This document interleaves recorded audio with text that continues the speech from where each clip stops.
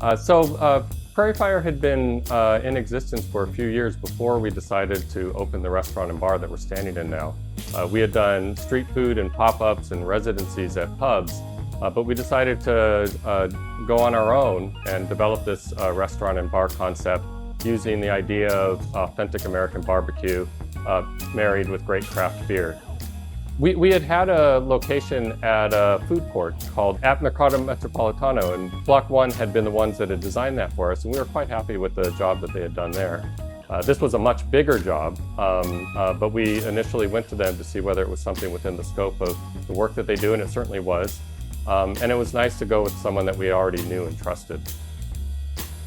So when we were looking for a new location, a full restaurant and bar, we stumbled across these archways that we're in underneath the railway, the TFL Underground. And they were cold shell. It was just the brick arches. And it was way beyond our ability to be able to design and instruct architects to be able to build it out into the space that we have now. So we knew we couldn't do it ourselves. And that's what was so nice about working with Block 1 Design, because we were able to communicate those kind of ambiguous ideas about what we felt we were, and they were able to translate that into a design that we were happy with and that reflected that brand appropriately. So as you might surmise from the name of our company, Prairie Fire, we have our origins from two Americans, myself and the founder, Michael Gratz. And we were trying to represent the idea of authentic American barbecue located in Kansas City. That's the type of barbecue we do, which would be in the Midwest and the prairie areas of America. So that evokes images of railroads, bricks, metal, and that's what we were able to represent through the design of the restaurant and bar. So one of the primary challenges that we had moving into this particular space is we had very limited space, but there were certain requirements that needed to be met. We wanted a kitchen, we required a kitchen. We wanted to have a bar, and we wanted to be able to have enough tables and covers to make the business viable.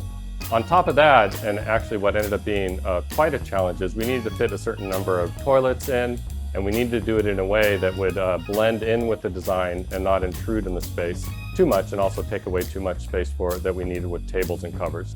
It was a nightmare, yeah. They turned out really great though, yeah. One of the things we were trying to accomplish in this bar is to be able to communicate that we're not fast food, but we're also not a fancy restaurant. So we were balancing high quality, high cost design with not overwhelming our customers in terms of what they would expect to get. And that's a difficult balance to strike. We did it though. I feel that we did it quite well here. And through the use of metal, through the use of glass blocks, tiles, being able to incorporate the existing space with the bricks, that was all very important to be able to get that high-end quality location, but still be able to communicate it's family friendly, it's comfort food. It's someplace that you can go at lunch while you're at work. So in our particular case, my business partner and the founder, Michael Gratz, he's the one that has very strong ideas about design and about what he wanted it to look like. Whereas I'm more on the operational side, and I had strong ideas about what we needed to make sure that it would work well.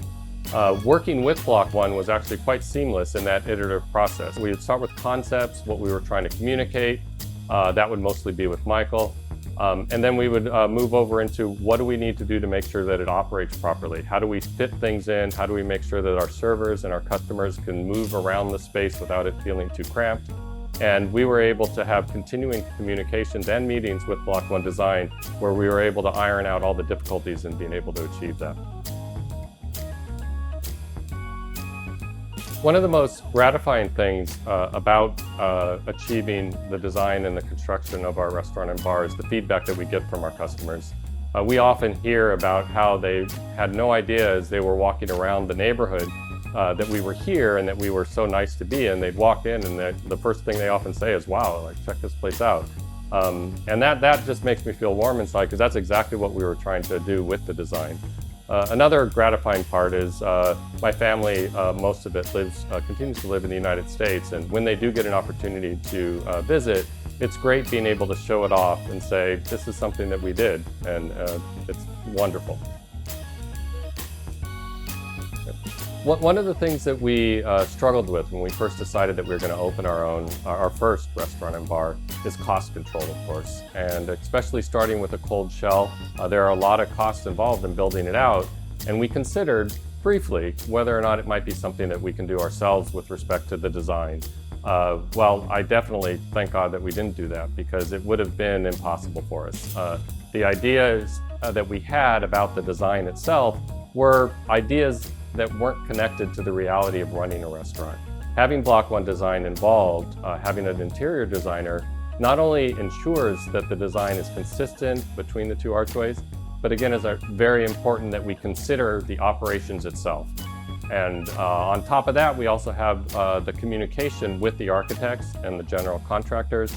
And if we were dealing with that all ourselves, that would have taken us away from time better spent in setting up the restaurant, marketing and recruiting people, and all the other things it takes to make the business a success. So we were quite happy that we did decide to go with an interior designer, and in particular with Block 1 Design. It's difficult to sum up such a deep and meaningful relationship that you have with an interior designer that you work with over many months. But if pressed, and I have to think of 3 words, I'd say it was certainly gratifying, it was definitely valuable, and it was satisfying.